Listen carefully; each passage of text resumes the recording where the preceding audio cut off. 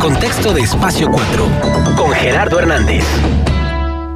Y le damos la bienvenida a Gerardo Hernández González, periodista, director de Espacio 4. Gerardo, muy buenos días.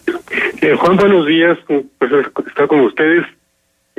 Pues un domingo que no sorpresivo, se preveía este resultado según las encuestas, daban una proyección muy amplia para López Obrador, finalmente se cumplió. Se habla de una debacle del PRI. Fue una hecatombe. Hay también, como en todas las cosas, impactos diferentes a fenómenos distintos. Y en este caso vemos ya la composición de la Cámara del Congreso General, con mayoría de Morena, abrumadora mayoría de Morena, el PRI disminuido a su mínima expresión, el PAN queda también muy lastimado, pero con mayor presencia en ambas cámaras, un resultado contundente que es proporcional al enojo social, al enojo de los mexicanos, a lo que se hizo mal, a lo mucho que se hizo mal, a lo mucho que se dejó de hacer por parte del gobierno del presidente Peña Nieto, a lo mal que hicieron el PRI y el PAN para combatir la corrupción, se sumaron a ella alegremente, y la ciudadanía pues ejerció este derecho al que pocas veces se le pone tanta atención y que debería ser uno de los más valorados, apreciados en nuestro país, puesto que el voto es uno de los grandes igualadores sociales, políticos y económicos. Pesa lo mismo un voto de un campesino, de un obrero, de un estudiante, que de un magnate, que de un banquero, que de un gran empresario, que de un líder religioso. Entonces, esto que ocurrió el 1 de julio, insisto, revalora el sufragio y envía un mensaje a los mexicanos que ellos mismos se dieron, en el sentido de que no hay que dejarle a las estructuras políticas partidistas la toma de decisiones. La elección se gana en las urnas, como aunque esto parezca una perogrullada, pero así es. Sin embargo, dejamos durante mucho tiempo los mexicanos que los partidos decidieran por nosotros con muy malos candidatos. Vamos a empezar a ver un cambio en la política nacional, con rostros nuevos, como ocurrió en Veracruz con los candidatos de Morena, en Puebla, aunque no tanto Barbosa, en la Ciudad de México con Claudia Sheinbaum, y en otras entidades que ganó Morena. Si las elecciones en Coahuila para gobernador fueran hoy, habría alternancia, pero no alternancia hacia el PAN, sino hacia Morena. Lo que ocurrió en Coahuila es una continuación, por otra parte, de las elecciones del año anterior, con un resultado también catastrófico para el PRI. Se queda con 18 municipios de 30. Esto pues no había ocurrido jamás. Pierde, hay un corredor anti-PRI muy marcado, que es de la comarca lagunera, la región carbonífera y la región fronteriza. Es decir, pierde el PRI de mayoría de municipios en la comarca lagunera, con algunos rostros nuevos. Se confirma a Cermeño en la alcaldía, y subiendo hacia el centro y a la región carbonífera de Coahuila también pierde el PRI las principales posiciones. Si nos corremos más al norte y hacia la frontera, igualmente Piedras Negras era el bastión en la zona fronteriza del PRI. Nunca había perdido este partido, ese municipio, segundo en importancia, que gobernaba el Partido Revolucionario. Hubo un intento, una primera alternancia, se frustró por ahí del año 83 aproximadamente, cuando gana la alcaldía el doctor Eleazar Cobos. Sin embargo, el PRI hace fraude, retiene por las malas la presidencia municipal de Piedras Negras. Cuando toma posesión el alcalde, los manifestantes, la ciudadanía inconforme, incendia el edificio de la presidencia municipal, bloquea el puente fronterizo con Igle Paz, y fue una expresión de malestar social. Pues pasaron 30 años para que la alternancia se diera en Piedras Negras. Fue un voto de castigo muy fuerte, no únicamente al PRI, sino también al Moreirato. Las candidaturas de alcaldes en Matamoros, en Torreón, en Monclova, en Piedras Negras, en Acuña, es un castigo severo a figuras políticas o administrativas que tomaron parte en la administración, ya sea de Humberto Moreira o de Rubén Moreira. De manera que el gobernador Miguel Riquelme pues tendrá que gobernar, insisto, con una mayoría opositora, no únicamente en los municipios, sino también en el Congreso. Salió el gobernador a hacer algunas declaraciones de que va a trabajar con López Obrador.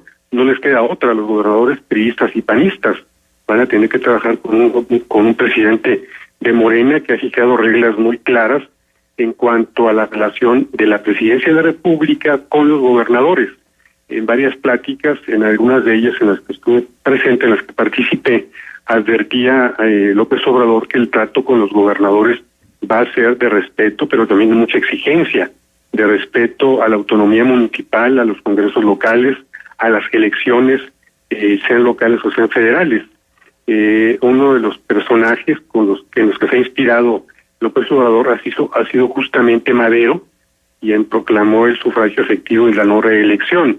Hemos visto cómo se pondera, porque es efectivamente lo que ocurrió, cómo en su primera participación en elecciones estatales gana 5 gubernaturas Morena, se hace con el control del Congreso General, pero también hay un punto muy importante a favor de López Obrador, que depende de cómo lo maneje, tendrá más o mayor éxito su administración. Si Peña Nieto llegó a la presidencia de la República con el apoyo de gobernadores priistas, con recursos estatales que se desviaron a la campaña de Peña Nieto hace 6 años, y se presume en este punto que gran parte de la deuda pública de Coahuila, que ya ronda los 40,000 millones de pesos, fue justamente la campaña política de Enrique Peña Nieto en 2012, y que esto se compensó elevando a presidente del PRI a Humberto Moreira, y que esto también le permitió a Rubén Moreira terminar la gubernatura y ser incorporado al Comité Ejecutivo Nacional del PRI como un genio electoral. Pues resulta que el genio para el impulso social ciudadano quedó minimizado también Rubén Moreira. No depende el triunfo de López Obrador de ningún gobernador, puesto que no tiene ningún gobernador Morena en estos momentos. Y esto va a darle a la administración de López Obrador un gran margen de maniobra para poder exigirle a los gobernadores. Lo que yo preveo, puedo equivocarme evidentemente, es que van a caer gobernadores, no por represalias políticas, sino por investigaciones que tendrán que realizarse contra gobernadores en funciones y con otros que ya dejaron de serlo, pero que dejaron cuentas pendientes, investigaciones sin abrir incluso, como es el caso de los hermanos Humberto y Rubén Moreira, el primero por la deuda pública tan exagerada, tan desmesurada, y el segundo por las empresas fantasma, y también por haber encubierto la deuda pública de su hermano. De manera que, insisto, el panorama electoral, político del país se modifica drásticamente.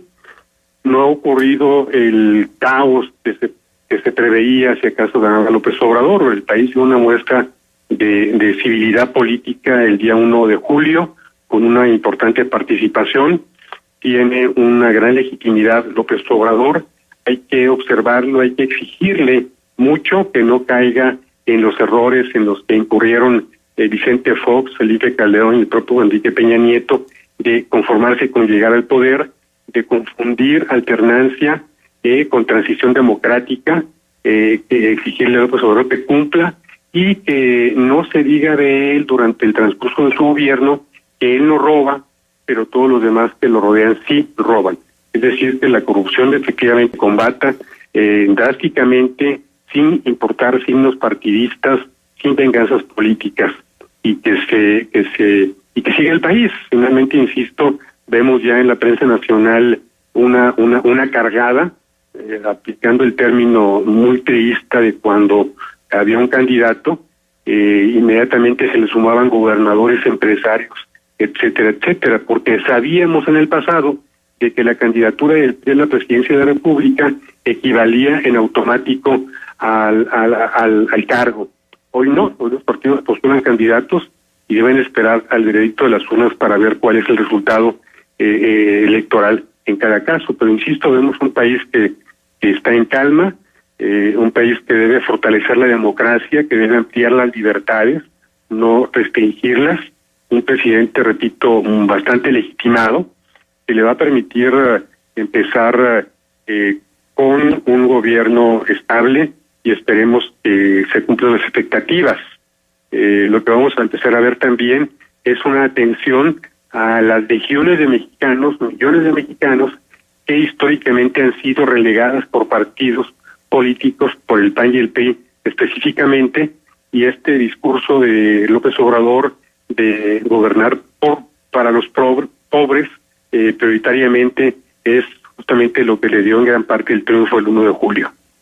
¿Y cuál es el panorama que tú observas, Gerardo, en cuanto a la relación de los gobernadores con el Poder Ejecutivo? Es decir, hasta hoy, unos verdaderos virreyes que hacen y deshacen a su antojo en sus entidades federativas. ¿Cómo va a cambiar el panorama con un titular del Ejecutivo como Andrés Manuel López Obrador? Sí, esto va a cambiar drásticamente. Van a tener que ajustarse los gobernadores a un ejercicio democrático del poder. Efectivamente, la alternancia tuvo algunos efectos positivos, pero fueron más los negativos. Entre los más negativos para el país, los más contrarios al desarrollo político del país, fue justamente que Fox dejó hacer a los gobernadores lo que quisieran. No únicamente eso, no únicamente soltó los controles con los gobernadores, sino que les dio recursos exagerados. Nunca, como a partir del gobierno de Vicente Fox y de Felipe Calderón, los gobernadores habían dispuesto de tal cantidad de recursos presupuestarios, entre otras razones por el precio del petróleo que llegó a estar hasta en $120 por barril, y esto lo utilizaron muy absurdamente los gobernadores. En lugar de generar infraestructura, de mejorar la educación, los servicios de salud, dilapidaron esos recursos en gasto corriente, en alimentar a sus partidos políticos, y no únicamente eso, teniendo más recursos que nunca, se endeudaron como jamás había ocurrido en México. El control que los mexicanos, contra lo que se piense en términos políticos, han adquirido una gran madurez. ¿Qué ocurrió con Fox, con Calderón y con Peña? Ninguno de ellos gobernaron el país con gobiernos divididos, es decir, no tenían mayoría ni en la Cámara de Diputados ni en la Cámara de Senadores. Esto dificultó reformas con Fox, las dificultó con Calderón, las liberó con Peña Nieto. Sin embargo, insisto, no tenía ninguno de sus presidentes el control del Congreso General o mayoría del Congreso General para poder tomar decisiones más oportunas y más contundentes. Con un Congreso General mayoritariamente de Morena, va a poderse reactivar una figura que en México existió, como muchas otras cosas, de palabra en la letra de la Constitución, pero que nunca se aplicó por conveniencia política, por complicidades con los gobernadores: el juicio político.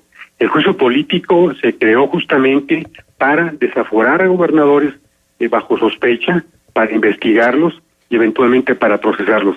En México no hay ningún caso de juicio político porque, insisto, primero el PRI protegía a sus gobernadores y después Fox y Calderón dejaron que hicieran lo que quisieran, y tampoco se aplicó esta figura. El declarar o demandar que se quite el fuero es un engaño, es irrelevante. Lo que debe activarse es, insisto, el juicio político para someter ante las autoridades correspondientes de la justicia a gobernadores, alcaldes, incluso altos funcionarios del gobierno federal que han hecho mal su papel, que se han enriquecido a costa de la pobreza de millones de mexicanos.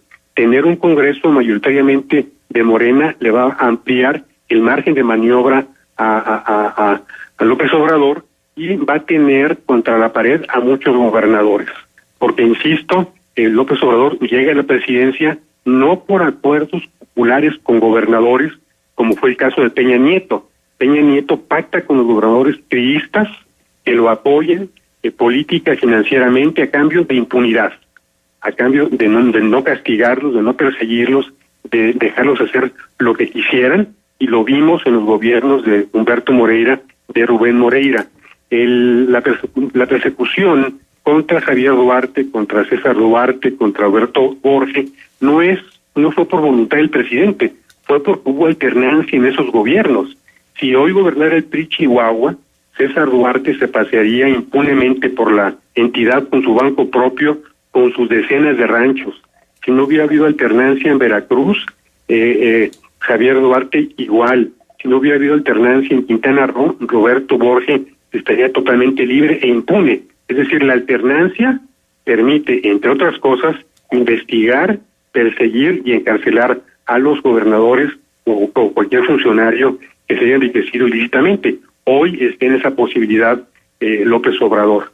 Yo preveo, insisto, que haya o renuncias o investigaciones de gobernadores en funciones y que se abran investigaciones contra exgobernadores que hoy están gozando de sus riquezas impunemente.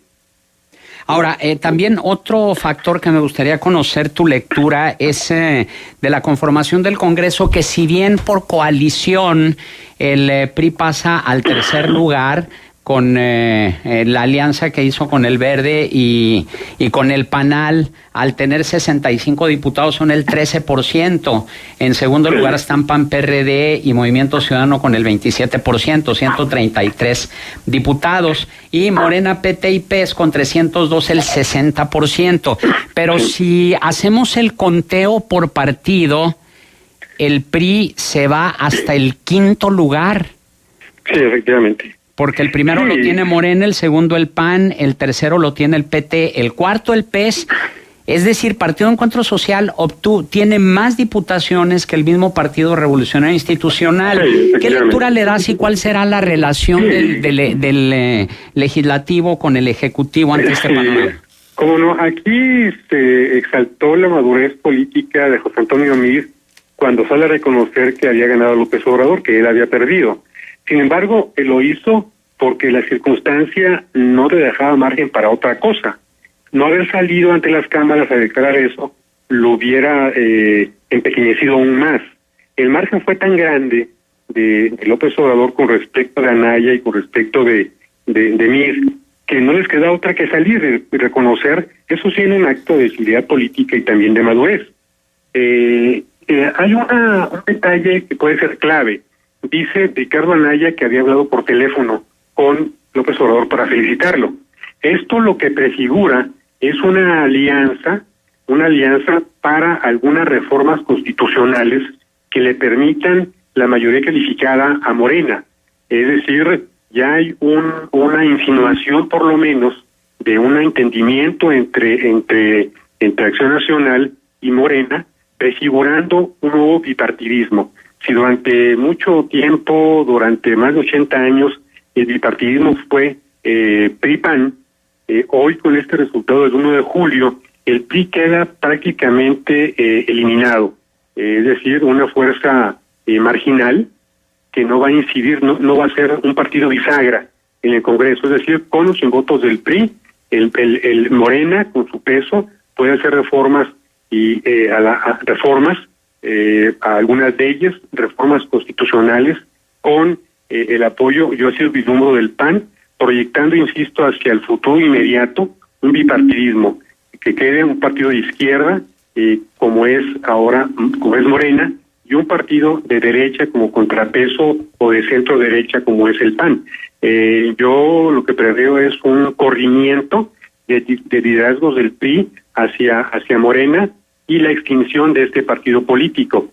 El PRI se dio un tiro no en el pie, se dio un tiro en la sien cuando, pensando que podrían retener la presidencia de la República, modifican su estatuto para que se evite el paso de un diputado plurinominal al Senado plurinominal y viceversa. Cómo transitaron en esa ruta durante muchos sexenios Emilio Gamboa Patrón y Manuel Fabio Beltrones. Esto le impide ya en el caso de Patrón, de Gamboa Patrón, ser diputado plurinominal, y en lugar de eso colocan a figuras sin relevancia política, sin experiencia legislativa, como es Enrique Ochoa, como es la propia Claudia Ruiz Massieu. Va a ser una relación con el Congreso de parte del presidente, del candidato electo López Obrador, y con esta mayoría, que insisto, le da un amplio margen, no únicamente para perfilar ya un presupuesto para el año próximo, que se tiene que aprobar en septiembre, octubre, a más tardar, sino un Congreso que le va a permitir también, insisto, controlar a los gobernadores, no con un presidencialismo al estilo de Salinas de Gortari, que quitaba cuando el gobernador se le antojaba. No, yo lo que preveo es que se utiliza el Congreso, facultades que no ejerció, por consigna, por complicidad con los gobernadores, que se reactive, que se abra el juicio político contra gobernadores que tienen cuentas pendientes en sus estados y fuera de ellos. Muy bien, Gerardo Hernández González, director de Espacio 4, gracias por tu participación aquí en Contextos. Mucho gusto, gracias por la invitación, un fuerte abrazo para todos y para el auditorio. Igualmente, gracias, Gerardo.